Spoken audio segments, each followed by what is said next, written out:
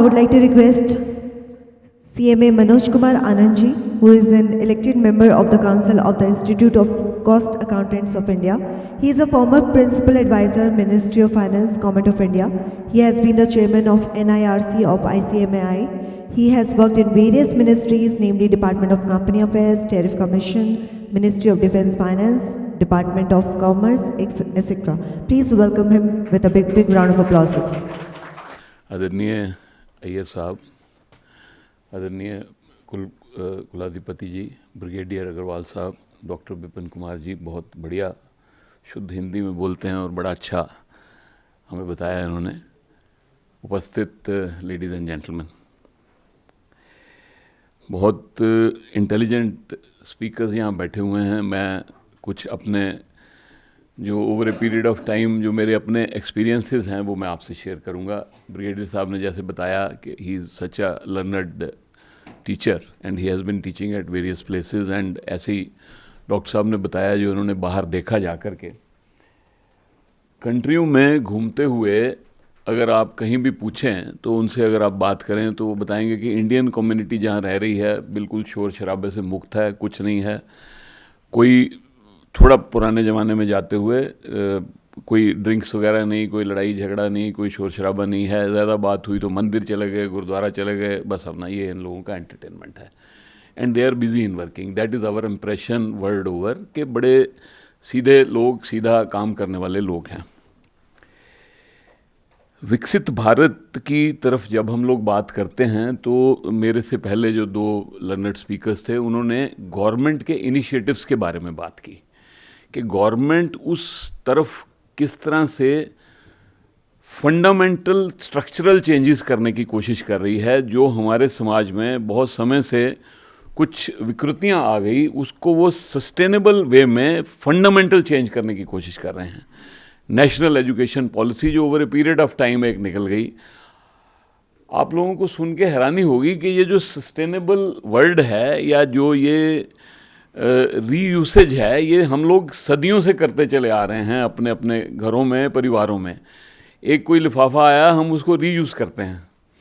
कोई भी चीज़ आई, हम उसको, कपड़ों को, हम हर चीज़ को रीयूज, खाने को, रात का जो खाना है उसका सुबह हम लोगों ने वो कुछ परोंठी बना ली या कुछ बना लिया हम लोगों ने, यू विल बी, तो क्यों इसका क्या इम्पैक्ट है? ये विकसित देशों को अब ये समझ में आया कि इस तरह से जो वेस्टेज हो रही है उसका नेशनल रिसोर्सेज पे पूरे वर्ल्ड में असर पड़ रहा है। तो then they came out with these standards. क्यों उनको ज़रूरत पड़ी?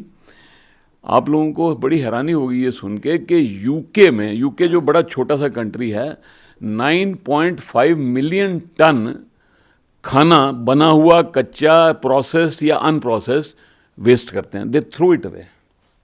शाम को 5 बजे अगर उनकी ब्रेड नहीं बिकी तो they will throw it away.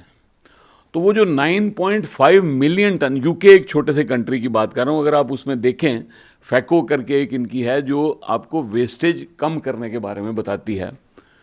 Surprising, 9.5 million ton भोजन बनाने में पहले आपने उसको प्रोसेस किया, कहीं उगाया, कहीं काटा, दे आर मीट ईटर्स, और उसके बाद आपने उसको ट्रांसपोर्ट किया, उसमें आपने उसमें वो डीजल, पेट्रोल या जो भी उसकी पूरा दिमाग लगाया, उसको लोग लगे उसमें, and then you throw it away. 9.5 million ton सिर्फ यूके, पूरा साल। हमारे यहाँ पर वेस्टेज इस तरह की नहीं हुआ करती थी, अब शुरू हो गई होनी।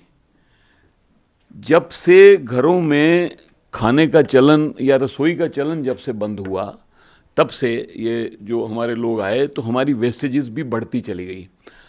आप लोग खुद, मैं विकसित भारत में गवर्नमेंट की पॉलिसीज़ एक तरफ हैं, बट उसमें हम लोग क्या योगदान दे रहे हैं?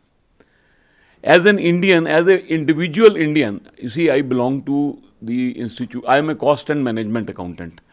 तो हम लोग कॉस्ट को मैनेज करना सिखाते हैं। मेरी इंस्टीट्यूट जो है, गवर्नमेंट में मैं रहा, वो एक डिफरेंट बात है बिकॉज ऑफ दिस क्वालिफिकेशन। तो उसमें हम लोग ये बोलते हैं कि मनी अर्न करना is also an art, but उस मनी को कायदे से स्पेंड करना इज़ ए बिगर आर्ट। आपके पास में 10,000 रुपया है तो आप उसको जा कर के कहीं एक जगह के ऊपर में आपने कुछ वो ले लिया, यू जस्ट आपने उसको उड़ा दिया, बट उसको स्पेंड करने में तो वो जो 9.5 मिलियन टन फूड जो वेस्ट हो रहा है, अगर वो उसको कंजर्व कर लें तो ये सस्टेनेबिलिटी, ये सारी चीज़ों की कहाँ उनको, वो हमें सिखा रहे हैं ये सारी बातें अब कि भाई आप इसको सस्टेन करिए। हम जो जानते थे इस बात को भूल चुके थे।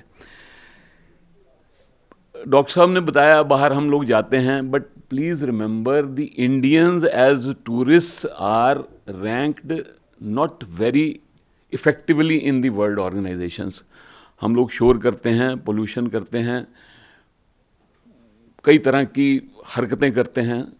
तो the point what I am trying to emphasise upon here is that as citizens, जो यंगर लोग हैं, जो कि विकसित भारत में हमारा झंडा लेकर के खड़े होंगे, वो हर इंडिविजुअल अपने आप को कैसे कंडक्ट करे, वो भी एक बड़ी इंपॉर्टेंट बात है। उसमें बड़ी छोटी छोटी चीज़ें, मैं ये चाहूँगा कि आरएसएस की तरफ से या किसी एक ऐसी ऑर्गेनाइजेशंस की तरफ से कुछ छोटी छोटी गाइडलाइंस आएँ।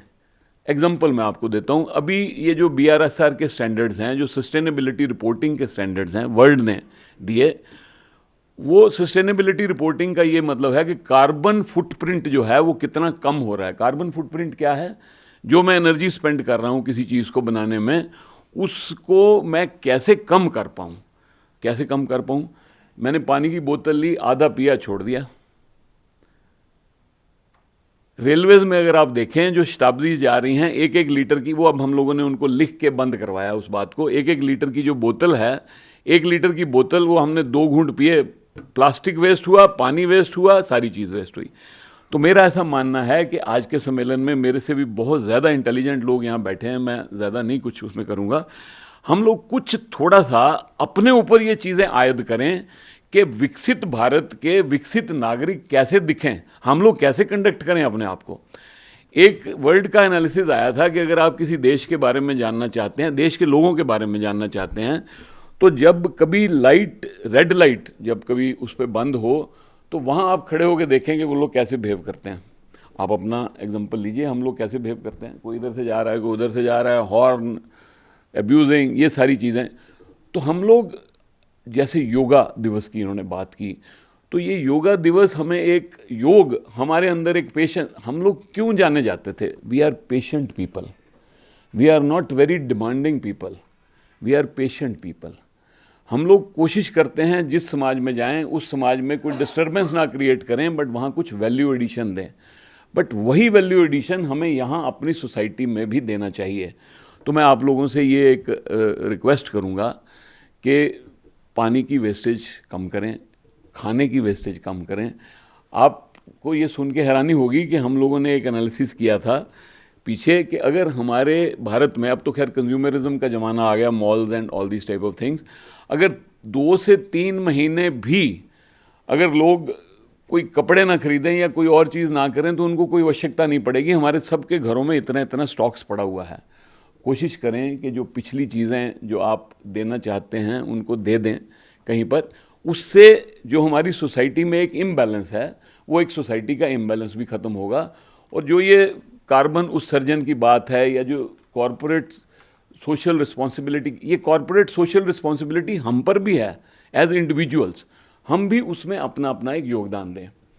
ब्रिगेडियर साहब ने, मैं 1 या 2 मिनट ही और बस, ब्रिगेडियर साहब का एक पॉइंट था, भारत में अगर यंग लोग ज़्यादा आ रहे हैं तो भारत में 60+ ऐसे लोगों की तादाद भी है जो बहुत इंटेलिजेंट हैं और जो आज की डेट में भारत का एक हिस्सा बने हुए हैं।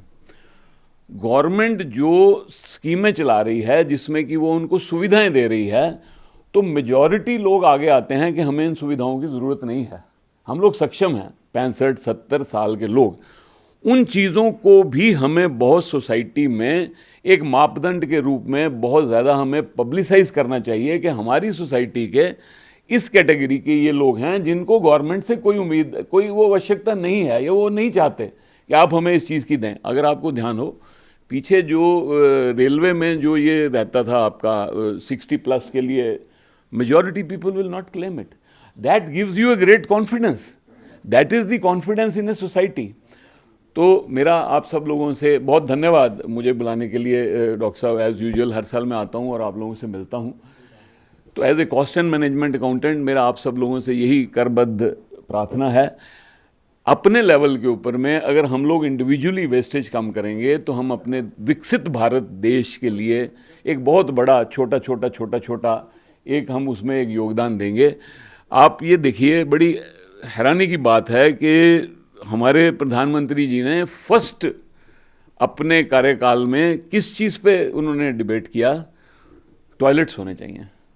What a fundamental thing he mentioned. योग होना चाहिए, योग से आपको बीमारी कम होगी, आपका माइंड बैलेंस रहेगा। जो अभी बता रहे थे कि बाहर के देशों में जो सबसे बड़ी समस्या आप समझिए क्या है, सबसे बड़ी समस्या अकेलापन और ओबिसिटी, मोटापा और ओबिसिटी, अकेलापन।